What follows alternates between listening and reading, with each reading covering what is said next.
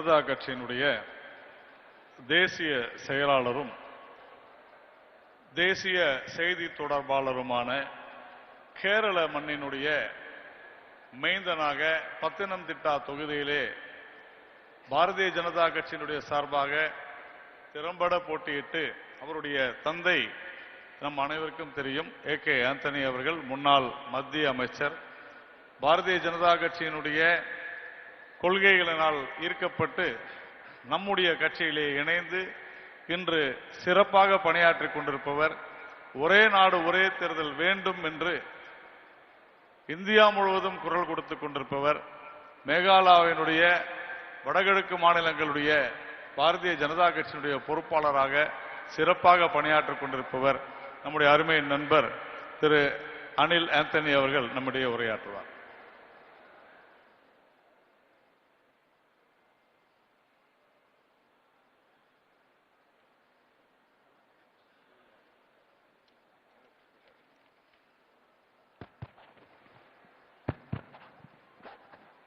भारत माता की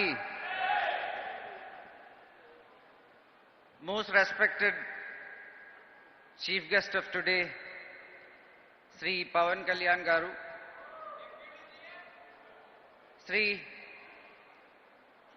Nayanan Nagendran Avarkal, Sri Arvind Menonji, Sri Sudhagar Reddy ji, the convener of One Nation, One Election in Tamil Nadu, respected Sri Tamil Sai ma'am, Sri Arjuna Murthy ji, Sri Narayanan ji, Sri Chakravarti ji, Sri K.S.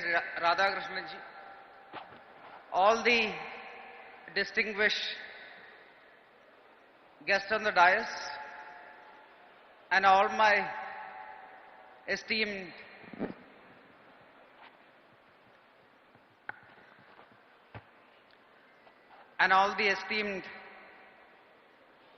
friends who are gathered here today for this seminar on a very, very pertinent topic that is in discussion in India right now. At this moment, we all know that our country, India, is in a very transformative phase, especially in the last 11 years since our Honorable Prime Minister Sri Narendra Modi ji started leading this country. We were a 2 trillion economy in 2014, and just yesterday, our country has overtaken Japan and has become the 4th largest economy in the world. In the last 11 years, our country is seeing unprecedented growth across sectors.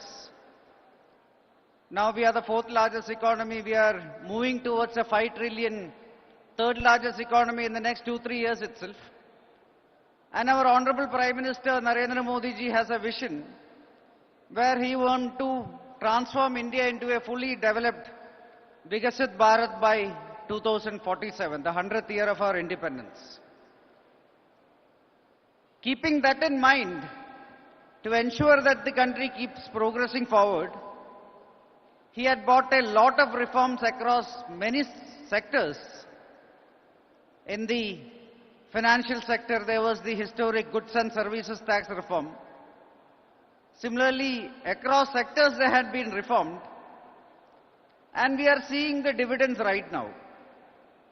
Alongside these reforms, to ensure that there is inclusive growth, with the motto of our Prime Minister's development mantra, Sabka Saath, Sabka Vikas, Sabka Vishwas, he also created around 300 different schemes to empower everybody. To ensure that this growth continues, again our Prime Minister and the central government is now working on another transformative reform, which is One Nation, One Election. When we all hear it, we will think that this is a very new concept. But if you look at our country's history, this is nothing new.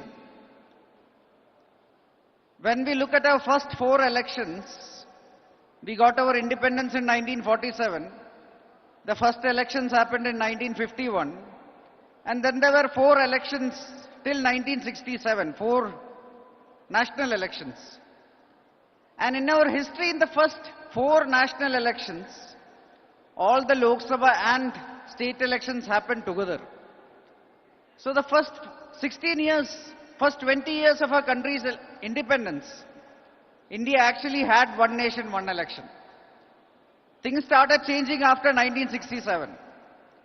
In 1967, Mrs. Indira Gandhi became the Prime Minister of India. And then in the next 2-3 years, almost 14 different non-Congress governments were dismissed across India.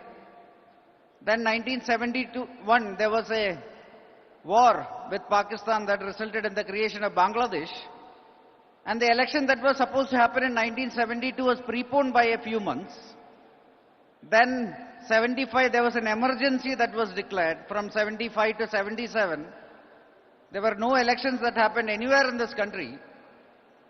And then in that 10 years, all that election cycles got desynchronized.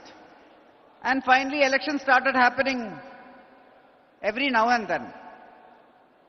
You look at India's history, in the last 30 years, every year there had been some form of election, a national election or a state election. So this is the state of India right now.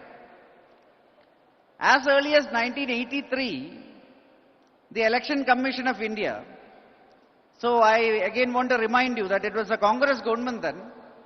In 1983 itself, our Election Commission had suggested that it is good for the country if we can go back to one nation, one election. But because of many circumstances, it didn't happen. I represent the Bharatiya Janata Party.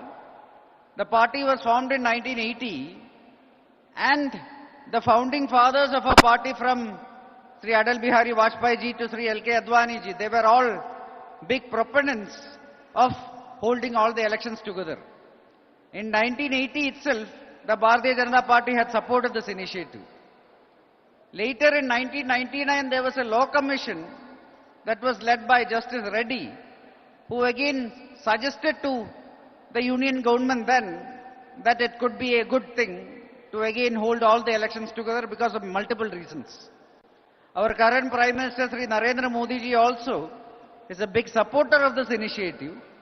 And in the Bharatiya Janata Party's manifesto in 2019 and 2024, one nation, one election was one of the action items of our manifesto. In 2023, to ensure that this can become a reality and to explore this concept, the union government created a very high-level committee. The high-level committee was led by the former President of India, Sri Ramnath Kovind ji, and the committee had many stalwart citizens of India, from Home Minister Amit Shah ji, former Chief Minister of Jammu and Kashmir, Sri Ghulam Nabi Azad ji, senior advocate, renowned advocate Hari Salve ji, right? That 7 members were there in that committee, and the committee did extensive deliberations for many months. The committee and the subcommittees interacted with lakhs of people across India, and after interacting with lakhs of people of India from every political spectrum, every social spectrum, every section of the society, the committee said that this is a good initiative. Almost 87% of the people who the committee interacted with supported this one initiative. Kovindji's committee did a lot of study, and one of the biggest reasons why he suggested that there should be one nation, one election was because of economic itself. So the committee, after a lot of deliberations and studies, submitted an 800-page report to the Government of India, and in that it is said that if implemented properly, this can bring a GDP change of 1.5%. 1.5% of the GDP is almost 4.5 lakh crores, which is almost 50% of our current healthcare budget, 33% of our education budget. So this is the kind of savings that if one nation, one election is implemented could bring, and it is a very important driver of economic growth. Similarly, 2019 election, the total cost of conducting all the elections were estimated to be around 65,000 crores. 2024 it increased to almost 1.3 lakh crores. Next election again it will be only increasing. So to synchronize all this, this was one of the biggest reasons. Then you all know that a lot of politicians are sitting here. Whenever there is an election, then you see all our national leaders, all our state leaders, they are all campaigning non-stop for a lot of period. Right now in India, as I already mentioned, in the last 30 years, every single year there was a state election or a national election. And if you look at the previous few years election cycle itself, in 2024 there was a Lok Sabha election. Just a few months back there was elections in Rajasthan, Madhya Pradesh, Chhattisgarh. Immediately after the Lok Sabha election there were elections in Maharashtra, Haryana, then in Delhi. Now this year again there are elections in Bihar. So you all know that whenever there is an election, the Election Commission declares a model code of conduct, and during this period, it is not possible for any government to do any activity that will change the course of an election. So every year right now, almost 5 months a year, there is a model code of conduct. And because of that, there is a lot of governmental efficiency that changes. There is no governmental efficiency decreases, administration efficiency decreases.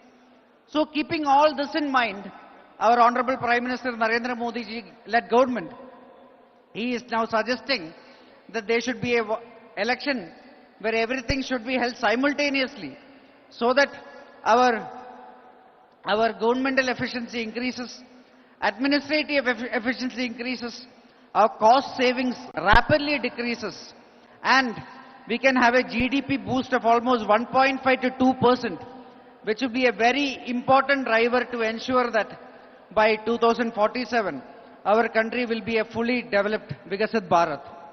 Keeping that in mind, I request all of you to support this initiative. Thank you for your attention. Jai Hind.